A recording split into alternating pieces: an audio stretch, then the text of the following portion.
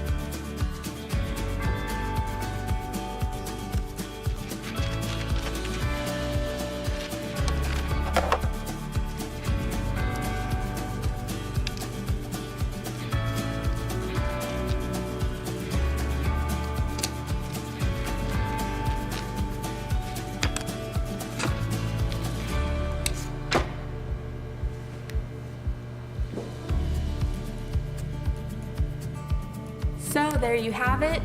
I am dying to fire this thing up and hear those sweet, sweet turbo noises. But unfortunately, we are at the mercy of back-ordered parts. So in the meantime, give this channel a subscribe and let me know what you guys would like to see in the meantime or see in the future from this car. And thanks for watching.